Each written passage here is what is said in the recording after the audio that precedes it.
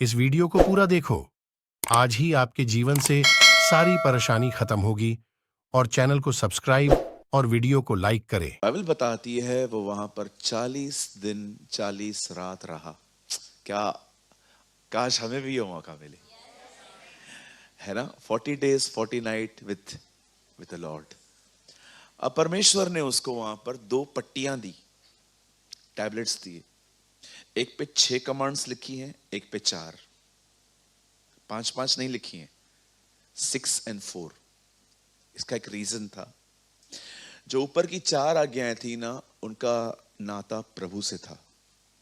जो नीचे की 6 आज्ञाएं थी, उनका नाता पड़ोसी से था। तो परमेश्वर ने 2 पट्टियां दी ये बताने के लिए कि एक पट्टी तुम्हें यह सिखाएगी अपने परमेश्वर से अपने सारे मन से प्रेम करो, और दूसरी पट्टी तुम्हें यह सिखाएगी कि अपने पड़ोसी को अपने समान प्रेम करो। अब ये जो 10 आज्ञाओं को लेकर वो जब नीचे उतरता है, पत्थरों पे लिखी थी। हाँ बोलो, पत्थरों पे। खुदा ने पत्थर पे लिखकर भी उन्हें एक बात समझाई थी कि देखो, तुम्हारे दिल इस पत्थर से भी हार्ड है, इसलिए मुझे पत्थरों पे लिखना पड़ रहा है। लेकिन नए नियम में बाइबल बताती है कि अब मैं अपनी नई वाचा तुम्हारे हृदयों पे लिखूंगा, है ना। परमेश्वर पुराने नियम में क्यों नहीं लिख पाया था दिलों पर? क्योंकि दिल बड़े सख्त थे, हार्ड थे। लेकिन नए नियम में उसने अपना आत्मा दिया है ताकि वो हमें अंदर से सॉफ्ट बनाए और खुदा अपनी व्यवस्था हमारे हृदयों पे लिखे, है ना। अब मूसा जब नीचे उतरता है, तब बाइबल बताती है कि कुछ लोग उसके फेस को देख नहीं पा रहे थे, उसकी शक्ल को देख ही नहीं पा रहे थे, इतनी चमक रही थी। वह नूर इतना तेज था कि लोग ऐसे अपने आप को छुपा रहे थे। अब मैं आपसे पूछना चाहता हूं, जो लोग यहां हैं, मेरे भाइयों मेरी बहनों, ये नूर क्यों आया? हाँ, संगति में ऐसा क्या हुआ? हम भी संगति करते हैं। लिखा है परमेश्वर से बातें करने के कारण मूसा चमक रहा था, है ना। आप जानते हैं जब परमेश्वर आपसे बात करेगा, आप चमकोगे, यू विल शाइन। मैं आज इस वचन को शुरू करने से पहले ये बातें क्यों बता रहा हूं? क्योंकि जो परमेश्वर ने कहा है, अब मैं वो यहां से कहूंगा, और मेरा विश्वास है आपकी भी शक्लें चमकेंगी। आमीन। कहिए आमीन। यस, मैं बिलीव करता हूं वो हमारी तारीकियों को हमें नूर में बदल देगा। आमीन। सो चलिए, थोड़ा सा अपने आप से बाहर निकलो, थोड़ा अपने आप से बाहर निकलो। आज अपने फेलियर्स को पकड़ के जो बैठे हुए हैं, ओके, थोड़ा निकलो बाहर। जिंदगी बहुत बड़ी है, थोड़ी सी बातों में अपने लाइफ को सीमित मत करो। मैं हमेशा एक एवेंजलिस्ट के तौर पे काम करता था। आप किसी से भी पूछ सकते हैं, मैं थाना से आके कभी गया नहीं था। मैं गॉस्पेल प्रीच करता था, यहाँ वहां वहां यहाँ। फिर मुझे मेरे परमेश्वर ने मेरे माइंड को ब्रॉड किया, बस इधर तक सीमित रहेगा तू, तेरे को मैंने सिर्फ एक टाउन के लिए दिया है इतना कुछ, गो निकलो। और आपको क्या लगता है, जब मैं यहां से बाहर निकला, महाराष्ट्र, इंडिया, बहुत सारी जगहों पे मैं गया, मैंने गॉस्पेल प्रीच किया। अपनी सोच का दायरा बढ़ाओ। कभी कभी चिकन के साथ रह रहे के ना चिकन बन जाते हैं। आप चिकन थोड़ी हो, आप ईगल हो। ईगल की तरह जियो, एक चीज को पकड़ के बैठे रहते हो। No no no no. बोलो बाजू वाले को, आपकी दुनिया बहुत बड़ी है। हाँ, बहुत सारी और भी चीजें। हम लोग कभी कभी एक छोटी सी चीज को पकड़ के अपने आप को दायरे में रख के लॉक कर देते। अगर आपको किसी ने कहा कि आप बीमार हैं, चलो ठीक है, मानता हूं आपको प्रॉब्लम है। अब क्यों नारा लगा रहे हो, बीमार हूं बीमार हूं बीमार हूं बीमार हूं बीमार हूं बीमार हूं बीमार हूं? कभी कभी तो पूरा मन जकड़ा हुआ रहता है, क्या हुआ, बीमार हूं। थोड़ा बाहर निकलो, देखो किसने तुम्हारे लिए मार खाई है, किसने अपना बैक तुड़वाया है। मैं रिसेंटली भाई से मिला, कभी कभी हम ओवर आत्मिक लोगों से भी मिलते हैं। देखे कभी ओवर आत्मिक लोग, आप इनके बाजू में भी बैठोगे ना, ये आपको प्रेज द लॉर्ड नहीं बोलेंगे, प्रेयर करेंगे। सुनिए ना, हट, सुनिए ना, चुप ना। वॉशरूम कहाँ है यार? ओवर स्पिरिचुअल, ये बहुत ज्यादा आत्मिक लोग हैं। मैं रिसेंटली एक ओवर आत्मिक व्यक्ति से मिला, बहुत बीमार था वो। मैंने उनको बोला, ब्रदर मैं आपके लिए प्रेयर करूं? नहीं। क्यों? ये बीमारी मुझे नम्र बनाएगी।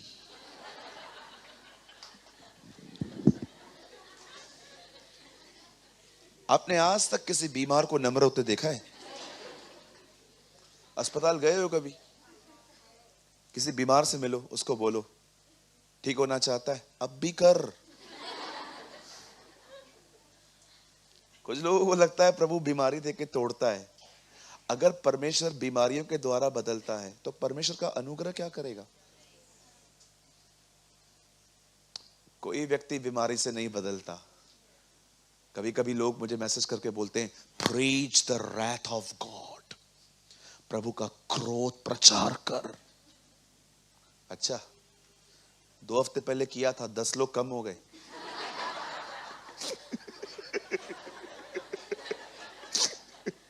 ये कौन सा प्रभु है भाई जो भगा रहा है, बदल नहीं रहा है?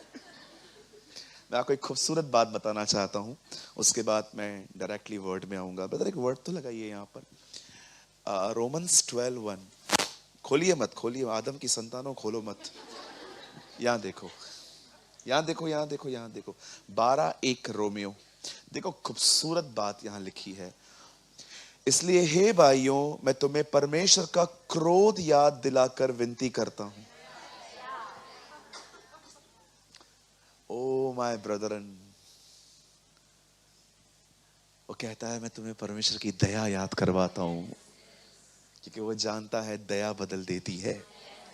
सो डोंट बिलीव कि हम लोग रैत के टाइम पे नहीं रह रहे हैं। कुछ लोगों को लगता है अगर मैं क्रोध प्रीच करूंगा तो लोग बदलेंगे। ब्रदर बदलेंगे, लेकिन डर डर के। प्रेम में बदलना चाहिए व्यक्ति, है ना? जीसस ने अपना लास्ट एक्ट क्रॉस दिखाया था, ये बताने के लिए कि देखो मैंने तुम्हें पाने के लिए क्या किया है। आप जानते हैं, मुझे माफ कीजिएगा, मैं ये लाइन किसी को देख के नहीं बोल रहा हूं। आप जानते हो परमेश्वर कुछ लोगों से दया भरा व्यवहार क्यों नहीं करता? कभी कभी आप देखो मदद नहीं आती है कुछ लोगों के लिए, क्योंकि जो आपके पास में बैठा है ना, आप उसके प्रति मर्सीफुल नहीं हो।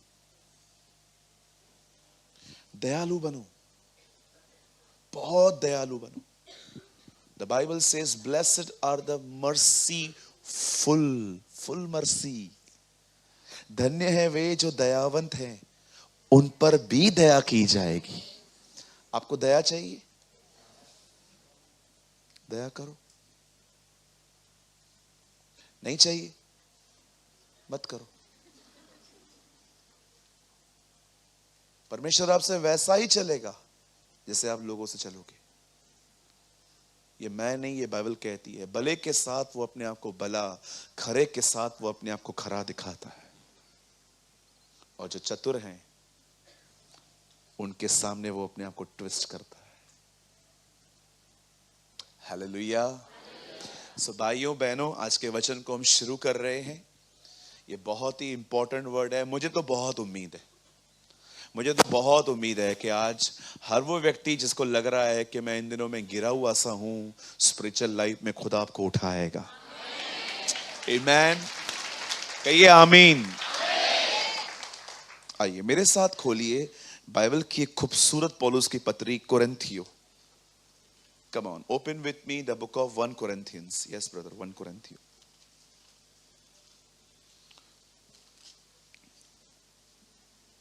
और कोई भी मूव न करे मीटिंग में, सब लोग एक ही जगह पे अब बैठें और बड़े ध्यान से सुने. Please open with me the book of 1 Corinthians chapter 9. आइए मेरे साथ खोलिए पहला कोरिन्थियो उसका 9वां अध्याय. सब खोल लीजिए.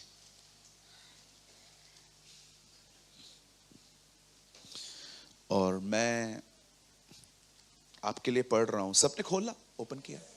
मैं आपके लिए पढ़ रहा हूं 9 का 24वां वचन. यहां लिखा है, क्या तुम नहीं जानते कि दौड़ में तो दौड़ते सभी हैं, परंतु इनाम एक ही ले जाता है.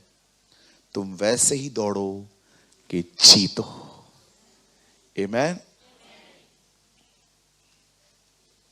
सभी लोग टिक कर लो, फिर हम स्टार्ट करते हैं. बुक मार्क कर लो.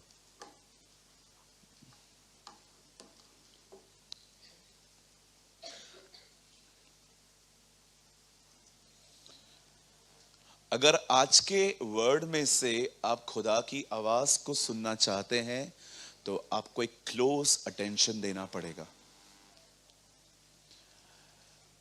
ओके, आप ड्राइव करते हैं, आप सोचते हैं.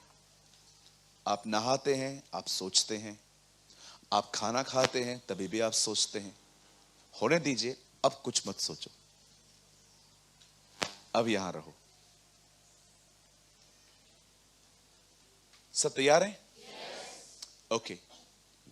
पौलुस के हाथों से बनी हुई जितनी भी कलीसियाओं के बारे में आप पढ़ते हो, कोरिन्थियो, फिलिप्पियो, कुलिसियो, नहीं, कुलिसियो उसने नहीं बनाई थी, वो किसी और ने बनाई थी. पौलुस ने उसको लेटर लिखा था. वो फिलमोन के फर्स्ट फ्लोर पे चलती थी चर्च.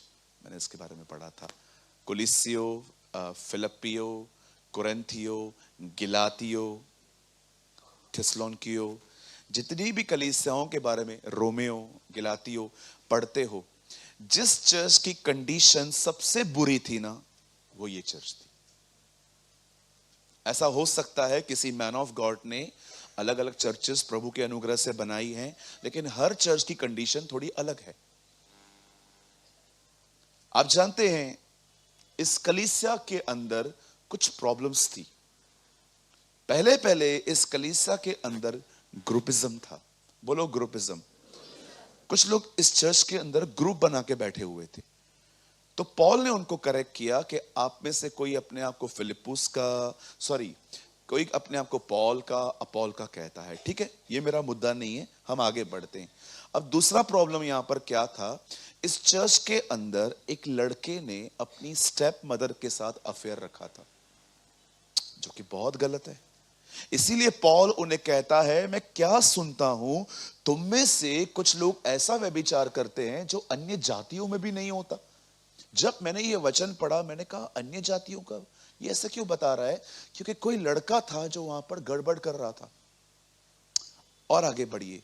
इस चर्च के अंदर लड़ाई और झगड़े थे, सेल्फ इश्यूज थे. चौथी बात, ये चर्च प्रभु भोज के समय में बिल्कुल भी डिसिप्लिन नहीं दिखाती थी. अभी देखो, अगर आपके हाथ में होली कम्युनियन आता है, प्रभु भोज आता है, तो ऐसे कैसे खा रहे हैं? हमें सबसे पहले उसको लेके प्रेयर करनी है, खुदावन को सिमरन करना है, उसे राइट मैनर में लेना है ना. लेकिन ये लोग ऐसे भी नहीं थे. और सबसे डेंजर बात जो मैं आपको अब बता रहा हूं वो ये है, ये हफ्ते में एक बार चर्च आते थे, लेकिन 6 दिन इन लोगों की संगति ऐसे लोगों के साथ थी जिनमें से बहुत सारी गलत चीजें इंपार्ट हो रही थी. दैट इज, ये इनका सबसे बड़ा प्रॉब्लम था, जिसकी वजह से वचन और सब कुछ ब्रेन वॉश हो रहा था इनका. आप जानते हैं, इसलिए पौल उनको कहता है कि आप में से हर एक को विश्वासी और अविश्वासी, अंधकार और ज्योति का अंतर तुम्हें समझना पड़ेगा. मैं आप में से भी हर एक को एक बात बोलना चाहता हूं, मेरे भाइयों, मेरी बहनों, याद रखिए, आप हो सकता है आप सिर्फ एक संडे यहां आते हैं, लेकिन 6 दिन आप जहां पर भी हैं, आप ये देखिए वहां से आप में क्या इंपार्टेशन आ रही है. क्योंकि मैं आपको सच कहता हूं, आपको हर रविवार यहां पर जो आग लगती है उस पर पानी डालने के लिए शैतान ने बहुत सारे चैनल्स ओपन किए हैं। मैं आप में से भी कुछ लोगों को पूछूंगा ना कि आखिरी रविवार को क्या प्रचार हुआ था। मैं आपको सच कहता हूं, आप में से कुछ लोग मुझे नहीं बता पाएंगे। आपको नोटबुक खोलना पड़ेगा। बिकॉज हमारा जो माइंड है ना, हमारा माइंड वो सोचता रहता है, सोचता रहता है, सोचता रहता है। और कई बार आप बिलीव कीजिए, मैं हैरान हो जाता हूं कि इतना अच्छा मैसेज बट कैच कुछ भी नहीं कर पाए हम। हालेलुया। कुछ समझ पा रहे हैं आप? ये बहुत इंपॉर्टेंट है। मैं आपको कहना चाहता हूं, प्लीज अपना सर्कल चेक करो, अपना सर्कल चेक करो।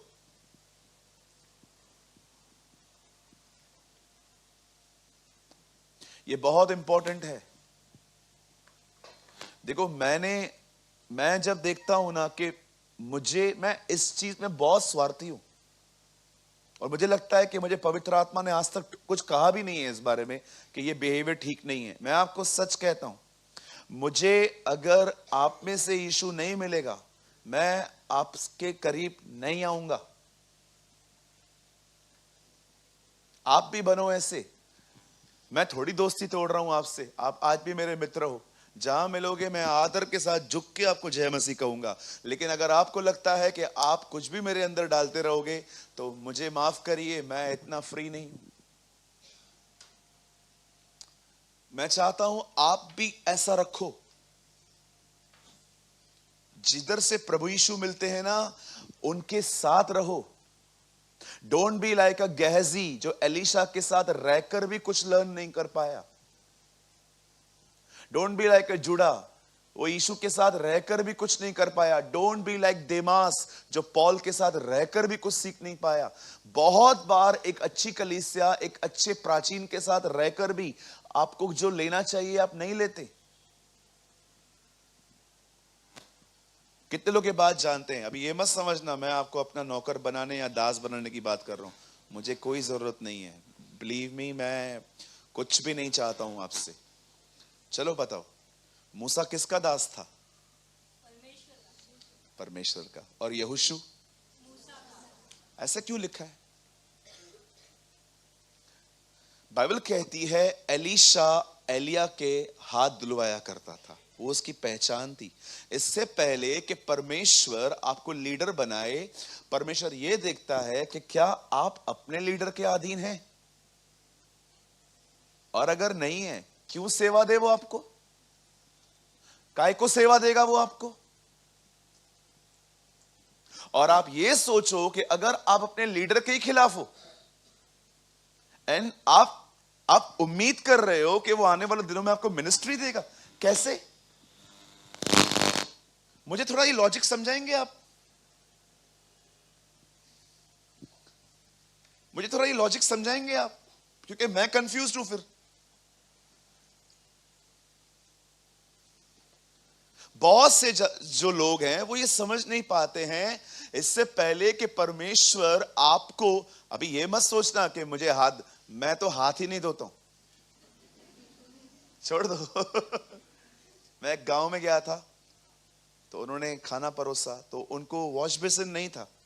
तो एक बहन के हाथ में जग और दूसरे के हाथ में वो एक बड़ा सा तस्सल, क्या बोलते हैं, थाली थी। तो उन्होंने बोला, ब्रदर, मैंने कहा ये क्या है? बोला वो वॉश बेसिन तक आपको नहीं जाने देंगे, ये ऑनर है। मैंने कहा रखो अपने पास। मैं खुद उठा, अब मैं इस लायक नहीं हूं भाई, आप लोग का कल्चर है, आप मानो, लेकिन मैं टांगे सलामत है ना, मैं खुद जाऊंगा, क्यों मैं किसी को तकलीफ दूं? तो मैं किसी की भी सेवा नहीं चाहता हूं। हाँ, मैं आपको पहले ही बोलता हूं, मैं संबिशन की बात कर रहा हूं। आप पर्सनल लाइफ में क्या करते हैं ये मेरा मतलब ही नहीं है। आपको जिधर जाना है आप जा सकते हो, लेकिन चर्च मैटर्स में यह बहुत जरूरी होता है कि आप अपने लीडर के अधीनता में जिए। जो नियम चर्च बना रही है उसके अंडर में आइए, क्योंकि ये सबके लिए अच्छा रहता है। मैं कुछ गलत बोल रहा हूं? हालेलुया। आप जानते हो इस चर्च के अंदर एक बहुत बड़ी दिक्कत थी। इन लोगों के ऊपर पॉल की सुनाई हुई बातों का भी असर नहीं कर रहा था। उसका रीजन ये था, इनके ऊपर दूसरा इन्फ्लुएंस ज्यादा था। आप समझ पा रहे हैं? ऐसी कलीसिया को पॉल कहता है तुम दौड़ो। सोचो, सच में वो एक अच्छा आत्मिक पिता है कलीसिया का। वो ऐसी चर्च को भी लिखता है, आप दौड़ो, आप जीत सकते हो। आप बिलीव कर सकते हैं, इतनी बुराइयां मैंने इस चर्च के बारे में आपको बताई। इस चर्च के अंदर आज बिलीव कीजिए, ये भी 1% बता रहा हूं, इतनी प्रॉब्लम्स थी इस कलीसिया के अंदर, इतने इश्यूज थे। लेटर लिखना ही क्यों पड़ा? क्योंकि सारी बातें कान तक पहुंची थी उसके। खिलोए नाम का एक लड़का था, उससे पौलुस को बताया था ये लोग लड़ते तेरे पीछे। मैं सोच रहा था कभी कभी बाद में खिलोए ने कितना मार खाया होगा। हाँ, पढ़ सकते हैं, पहले अध्याय में लिखा है, खिलोए के घर से मुझे पता चला है कि तुम में झगड़े होते। हालेलुया। अब मुझे बड़े ध्यान से सुनिए, listen to me very carefully. ऐसी कलीसिया को पॉल कहता है, क्या तुम नहीं जानते कि दौड़ में दौड़ते तो सभी हैं? सब दौड़ रहे हैं। कौन है इधर जो बैठा हुआ है मुझे बताइए? सब दौड़ रहे हैं, पर क्या इस बात को समझा? परंतु इनाम एक ही ले जाता है। तुम वैसे ही दौड़ो कि जीतो।